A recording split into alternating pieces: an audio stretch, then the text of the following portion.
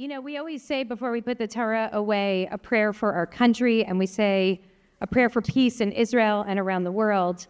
This year, Senator Cory Booker reached out saying that he was going to be in town and he would love to come by. I don't know if you knew what kind of crowd you would receive here, but apparently it's a warm crowd. You know, the truth is that Senator Booker and I have only met a couple of times, but I have always held a long-standing jealousy toward the many rabbis who he claims to be his rabbi. I'm literally from New Jersey. It has always seemed profoundly unjust, but I feel like this could be the beginning of the next chapter of our friendship. So I'm going to invite Senator Booker to come up and share a few words. But I want to say, as you're coming, my thank you to you for being such a force for good in this world and in this country, for helping us navigate incredibly difficult circumstances over the course of many years, and always leading with a strong moral core, leading with your heart. And I have to give you a particular thank you this year because you helped one of our congregants, Liz Hirsch Naftali, when she reached out in desperation when her grandniece, Abigail, had been abducted on October 7th, and you helped make it possible for her to come home to her family. We thank you. Senator Booker, come on up. We have a prayer that we've been saying here, but I actually asked Senator Booker if he would say some rendition of one of my favorite of his prayers. So you can pick which one you'd like, but I want you to know how inspired I am by you. Thank you very much. I cannot thank the rabbi enough. I walked in here and Abraham was said to be favored by God because he kept his tent open on all four sides. But it was very difficult coming in here because I had to swim through a river of energetic chesed that was coming at me. I had to go upstream to get here. So allow me, I was invited and I wanted to say a prayer for our country, but if you will allow me just to frame it to let you know how difficult it has been a year. I was with Liz Naftali in Israel on October 6th celebrating Simchas Torah. I brought her to a shul and we both danced on opposite sides.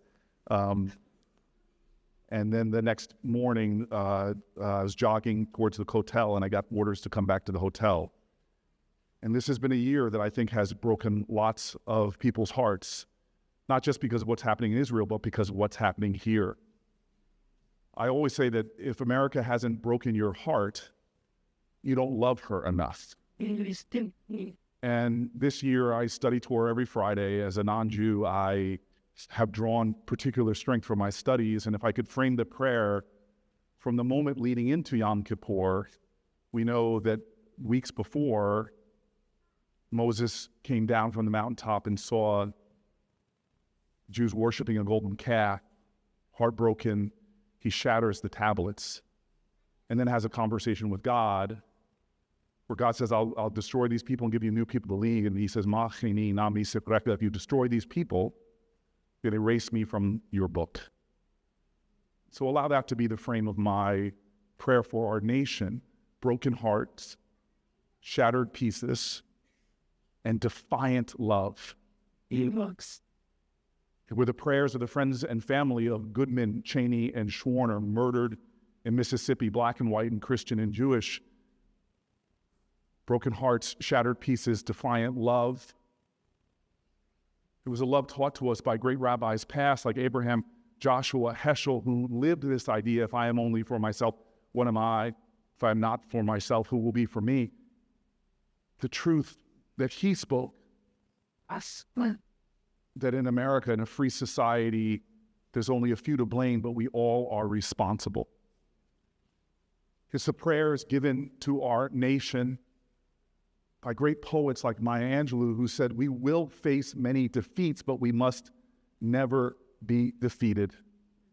Broken hearts, shattered pieces, defiant loves. It's the prayers of one of my greatest heroes, a black woman on the 5th floor projects that I lived in, her son murdered in the basement, who taught me that real hope is the defiant conviction that despair will never have the last word.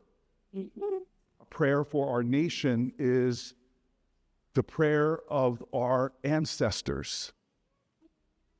Prayer that is said in a civic space, our civic prayer that our young people say every day when they put their hands on their heart and they give a pledge, which is our prayer that we should be the people to put more indivisible back into this one nation under God. It is the founders of our nation, these imperfect geniuses who set this ship of state on a long, rough journey towards justice, who said in their civic prayer, as a hallmark of this nation, that we should be a nation where those three words from a dead language are made real, e pluribus unum. And as we pray our civic prayer, as we pray our prayers of faith for our country, let us not forget that faithful man who was a slave, who taught us that prayers alone are not enough. When Frederick Douglass said, "I prayed for years for my freedom, but I was still a slave," it wasn't until I started praying with my hands and praying with my feet that I found my salvation. May we pray that the Lord uses us as his instruments of prayer and bring heart and healing and help, to bring redemption and restoration and repair. May the song we sing during the high holidays, may my house be a house of prayer for all nations, be America, a house of prayer for all of us to come together in a chorus of conviction that we shall overcome.